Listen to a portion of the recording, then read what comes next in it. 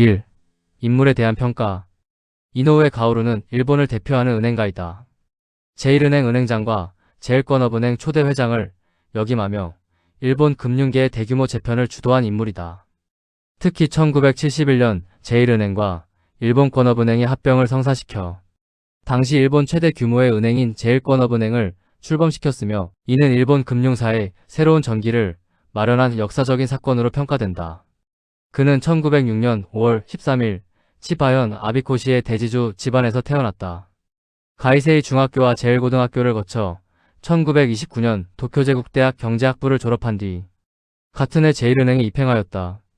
은행 재직 중 조사부장, 심사제일부장 등 핵심 부서를 두루 거치며 경영과 심사 분야에서 능력을 인정받았다.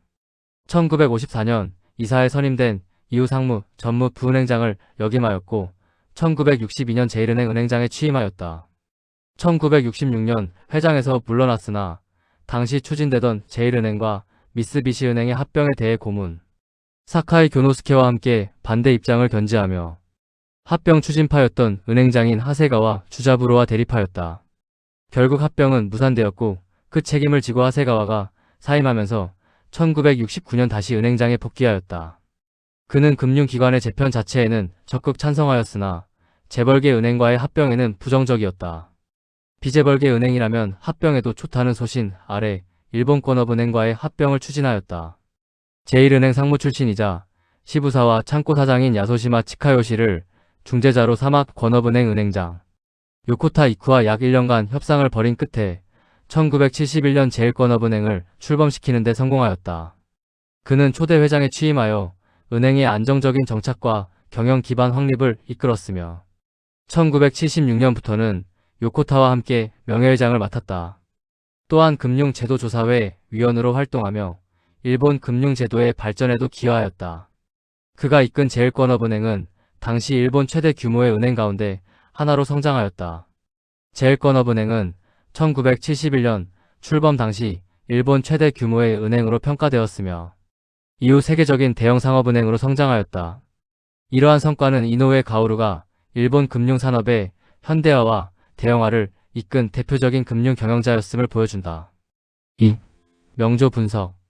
이 명조는 정화일간이 4월에 출생하였다. 4월의 지장간은 병화, 무토 경금인데 병화가 원령에서 투간하였지만 일간과 동일한 비겁은 용신이 될 수 없다. 따라서 원령의 경금 재성이 투간하였으므로 이를 용신으로 삼아 시상정제격이 성립한다. 그러나 용신은 단순히 투간 여부만으로 판단하는 것이 아니라 명조 전체의 대세를 살펴야 한다.